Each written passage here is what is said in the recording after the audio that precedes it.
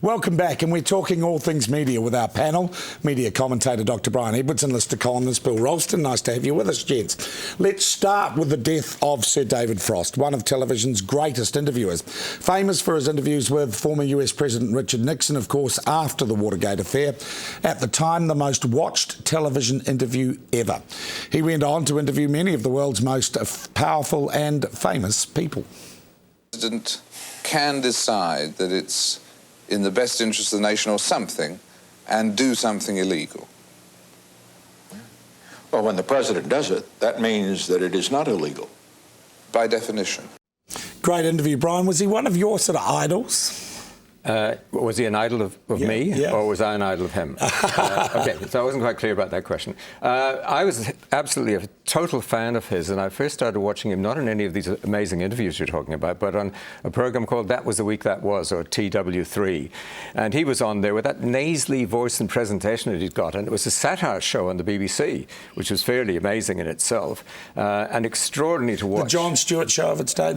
Sort of, but it had, for example, it had Bernard Levin on, who was a famous acerbic commentator, and he would do two things. He would sort of do pieces to camera, but then he would sit on a high stool and interview people in the most vicious way that you've ever seen. Even today, I've never seen anything like this. And there's a famous scene, the program is live, by the way, there's a famous scene where a man whose wife has been in a play, Levin has rubbished the play, and in the middle of Levin sitting there, this man rushes forward, smashes him in the face, his glasses go like that.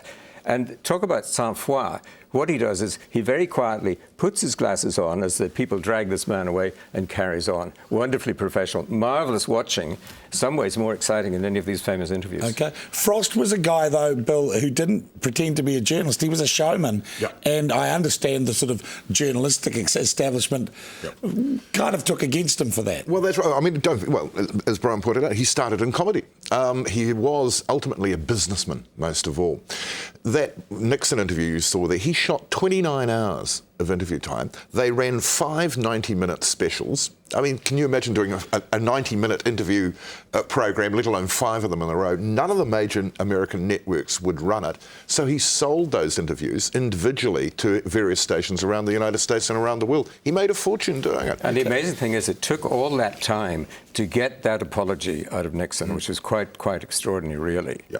I watched them at the time, and they were very long and very tedious. That bit where Nixon actually apologised was probably the most interesting part of the whole thing. And he also had a good and rich life, by the sounds of it, as well. Oh, yeah. No, I mean, well, he had a number of girlfriends over the years. He finally did marry, settle down, and I think have 3 children who are now in their teens. But, yeah, no, he's an interesting character all around. All right, and a loss, I guess, to our profession. I could actually sing the opening theme to That Was the Week That Was. Is that something you'd like? That is interesting, but not necessary, Brian. Oh, well. Sir David Frost, of course, joined Al Jazeera at its launch 7 years ago, and Al Jazeera is back on our screens on Sky Television.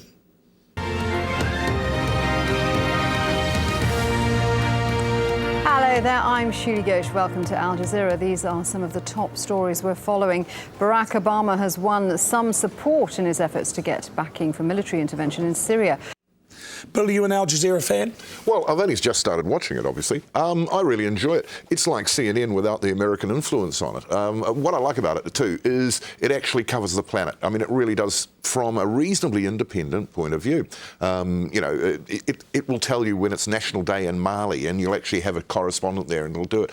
I find CNN these days just, frankly, too American influenced to watch. Fox, you'd go nuts, and BBC is all over the place. So it's a balance. I like it. It's a good, balanced international news network. Okay, and plenty of very good journalists, not necessarily, if you like, from that side of the world working in it. For entertainment value, you've still got to come back to Fox. I mean, that really is wonderful to watch these vicious, vile interviewers. It's just absolutely marvellous to see all of that.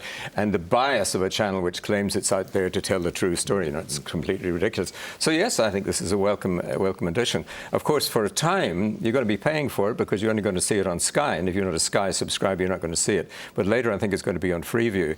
It is coming Freeview. Yes. Incidentally, Face TV is hoping to get Euronews, which is another massive massive channel, I think even bigger than Al Jazeera at some time in the future. So we're going to be well served by international news. And of course, we got the Russian news on Freeview presently too. Well, I find that fascinating to watch, but it is actually more like the CNN. But it does have a slight, more than slight, Russian influence in it, and you can tell that it actually tries to be oppositionally defiant to anything the Americans may be doing.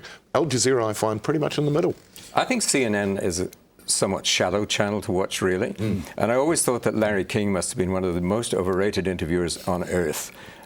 So I'm inclined to agree with you. This is a really good development. All right, and you'll be watching, I take it? Probably not. All right, moving on. And Television New Zealand has pocketed just over $10 million for the sale of land to SkyCity. What it's going to do with the extra cash? Well, it's going to refurbish the offices, of course. And while it's doing all that, it'll move 500 staff into a nearby telecom building. Well, that telecom building's a palace. Because he's going to rave now. Yeah, now, you've worked in... you're going to rave appropriately, in my view. Well, I think so. Yeah. $10.6 million they keep from selling the land. They keep their profit, which is between $10 and $15 million for 3 years. That's $50 million to do up the office. They're not reinvesting the money in programming. There's going to be some nice carpet there, isn't there? Well, there'll be very well carpeted offices. I mean, the whole thing is actually outrageous. Most of the building that... don't make programs, so they're moving down the road to the telecom building, which is a palace. Yeah. It's not a phone box or anything like that. It's an absolutely gorgeous building. I just find the whole deal absolutely amazing. My theory is TVNZ's board had the government over a barrel on the Sky deal, on the convention centre, and the government caved on it. If you were running TVNZ and you had a $50 million windfall, what would you do with it, Brian? Long holidays somewhere probably would be a good idea. You should leave this to him because he knows all this stuff. He used to be in there. You know? It wasn't purpose-built. It always looked like it was a shopping complex. Well, I know it was purpose-built for television, but they very cunningly, when they built the old Television New Zealand building, made sure that it had a second usage. So if they ever did pull out of it, they could use it as a shopping centre, believe it or not. The Hobson Street building is the most sterile building I think I've ever been in. It's absolutely... The atmosphere there is so bad that I think it must even affect all the people, and does affect the people who work there. Dreadful place. If you compare that to coming here to TV3, with lovely old milk factory, something like that. This wonderful warm atmosphere. Or if you go into Maori television, the atmosphere is great. Just... walking into that building would turn you off immediately, I would say. All right. Finally, TV3's current affairs program, Third Degree, is coming for some flack this week for its coverage of the Labour leadership contender, Shane Jones. I'm right behind him. I know he's capable of doing it. Labour's wannabe leader. Doing things in a soft fashion has never really been a failing of mine. Well... Jones kind of stole a march there, didn't he? The soft profile piece when I think they'd all promised or had some unwritten agreement not to do it.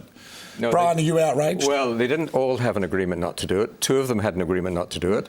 That's Cunliffe and Robertson. And the reason for that agreement really was because Robertson didn't want Alf, his partner, brought in and made a sort of display in all of this, and which seems to me entirely reasonable. Well, hang on. Yeah. Why is that reasonable, Brian? Well, it's reasonable because his partner doesn't want to be exposed in that way. There's actually an episode we had recently. Well, his partner probably shouldn't be going out with someone who's running to be Prime Minister in New Zealand, then, should he? It's a bit easy to say, really. So I thought it was a reasonable thing. So the two men decided they didn't want that. So that's okay. But the interesting question then is, what position does that put TV3 in then? There are two people in this race it can't put on. Should it put this on? Yeah. Well, hold on. So. It could put it on if there was some element of challenge to the person that they're profiling in the show. There was no challenge. There wasn't a single question from Espen or anywhere, and that was difficult to answer. It was, in fact, a piece of shameless publicity for Shane Jones. But what's in that for TV3? And we're seeing that right across MediaWorks and TV3 at the moment, not just from Third Degree, but from other aspects of the campaign. 7 Days, by the way, had Robertson on, and he said Alf couldn't be with him. And they actually was in the background. They were hovering around in the background of the pub. That's silly. I think Grant, because he has come out, should actually come out with Alf as well and introduce Alf to the public. It's bizarre. Well, I'm inclined to agree with that, but that's not your choice. That was his choice to do that. But if he says, no, I'm not going on your television program, it's very hard to expect his rival, Shane Jones, not to go on. What is the relevance to any policy of the two men's wives or this man's male partner? What's the relevance of that? Because they want to be Prime Minister and the country wants to know about them, Brian. Isn't that a fair enough expectation? We all want to know the backstory. We all want to get close to our leaders. It's like knowing about Dennis Thatcher, for example. Is that what you're saying? Well, but we didn't we? It's true. And how much did we learn from that? Well, maybe a little bit about the character, whether or not Maggie was a strong woman. I'm comfortable. If you want to do these guys, do the lot, right? And if two of them don't want to come, you have a problem. For one thing, I think you have a problem with the Broadcasting Act here, and that may indeed arise. So you'd be okay with no political debates if one candidate says, I don't want to turn up? Yeah, that's the problem. They start dictating to you at that point. You've almost got an obligation to carry on and to do it anyway. But this was a stunt. You've got to admit, at the end of this, where never happened before in the history of television. John picks up the phone and we go on recording it. The whole programme is a disgrace. I thank you both. Our debate will probably continue a little bit long after the cameras are off.